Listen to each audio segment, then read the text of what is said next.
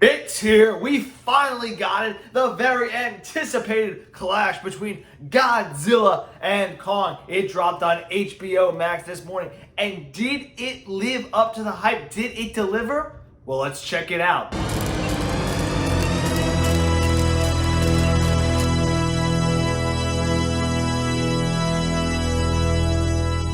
Welcome to Silver Screen Talk. My name is Luke LaPointe. I started this channel because movies are a big part of my life and I want to talk about them with people who care about them as much as I do. With that, remember to hit that like and subscribe button. And because we are talking a huge movie release, I want to hear you down below in that comment section. Have you seen Godzilla vs. Kong yet? What did you think about it? Did you think it was better than all the MonsterVerse movies up to this point? Did it live up to your hype? I want to hear it all down below in that comment section. And now, let's get into it.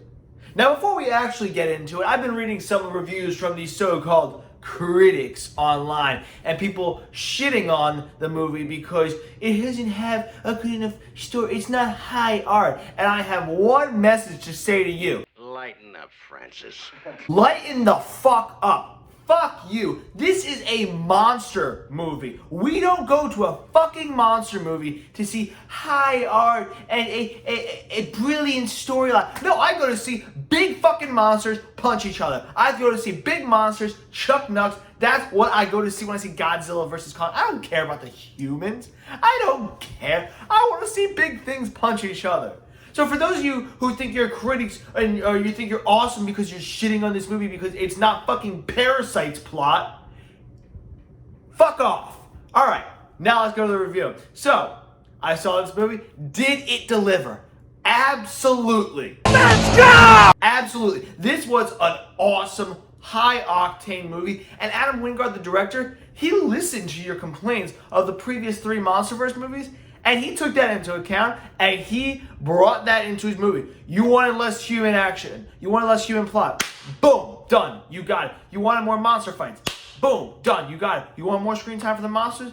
You got it. He did everything you wanted. Whether that's perfect, it's not perfect, but he did everything that you wanted. You had incredible action throughout the entire movie. I mean, it was action that had me giddy. Every time, like every new punch that was thrown, every new move, I was laughing, I was smiling, I was so happy. And I love that we got to see Godzilla vs. Kong on multiple occasions, in multiple locations, so that they could both feature their skill set, so that they could both use what they're good at with Godzilla in the water on the aircraft carrier, and then in Hong Kong with Kong.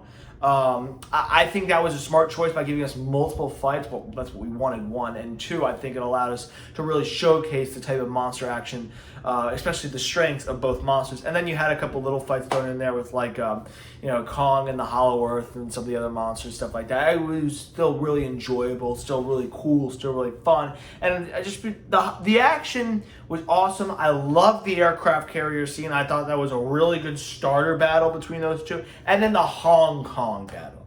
Just non-stop, high octane, just adrenaline fueled action that had you on the edge of your seat smiling.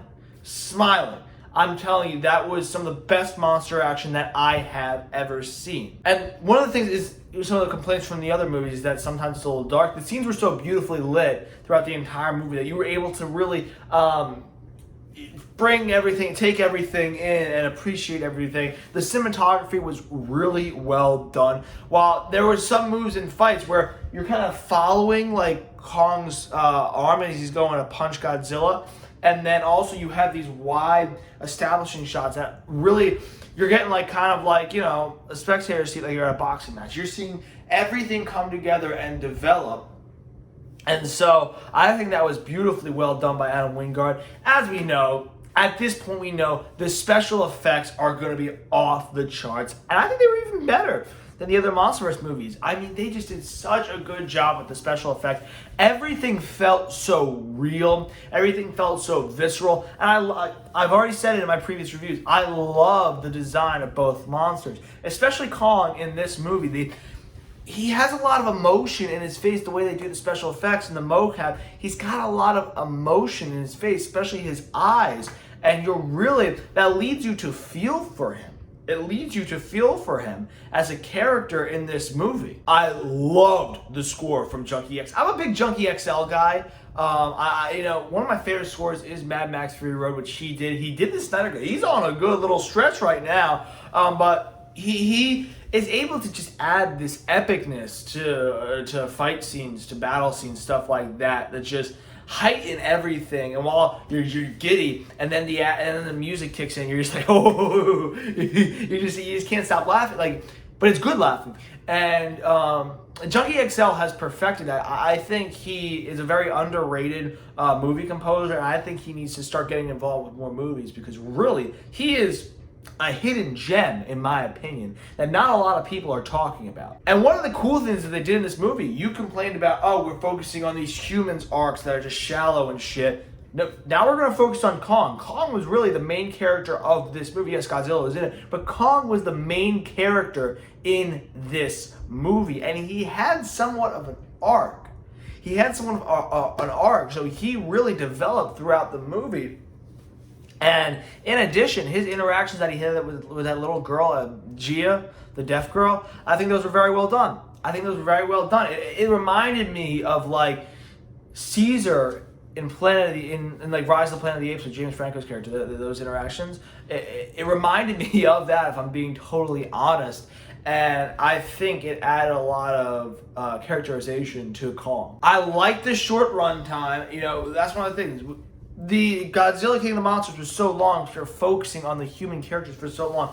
What Adam Wingard did, he cut down the runtime, featured the monsters. It was very quickly paced. It moved along really well, got us to our fight scenes really well. When it cut to the humans, for the most part, it was just to advance the plot and just get us to that next battle. I think that was a smart choice. And of the human characters, honestly, like, this was maybe a little bit of a darker movie, and I think Brian Tyree Henry added some levity to the movie. Whether or not his character was important, I think he added some levity, infused some comedic moments. That got me to chuckle. I do really enjoy Brian Tyree Henry as an actor, and so I think he was a pretty good addition. However, we still have that human side, and that still is the weak part of this movie, as it is with every MonsterVerse movie. I mean, especially in this one, because Adam Wingard listened to us. I mean, I know I feel hypocritical saying this, but the humans were all pretty thin. Like, there was no, besides maybe the deaf girl, the little girl, there was no person, no actor where you're like, oh, like only that person can be in that role. It's like,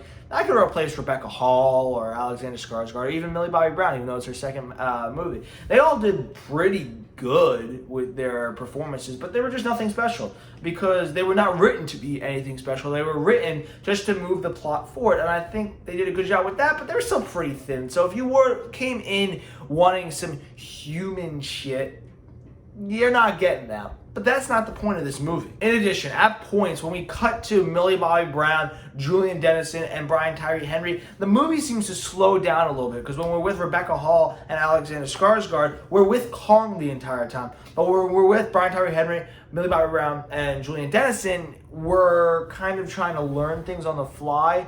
And while it was important that we got to their part, because it got us to that final battle, it just kind of stalled a bit when we got to them. And you're kind of like, well, let's cut back to the other story, because that's the important one. I think that was actually an important subplot with Kong, because it allowed us to see his character arc. But the other group was like, yeah, let's just get back to Kong. In addition, if you're looking for a logical story, it's not going to happen here. There was probably a good amount of logic gaps in here that I don't want to delve into, but it's there was a lot of things that you can pick on in the story. It's not a super tight story. It really isn't. The story is trying to maybe jump some logic gaps, be able to get you to those battles where, in their eyes, it makes sense, but it really doesn't. I guess that's a little weak, but again, it is a monster movie, and you're not going to see an incredible story. You're going to see incredible action.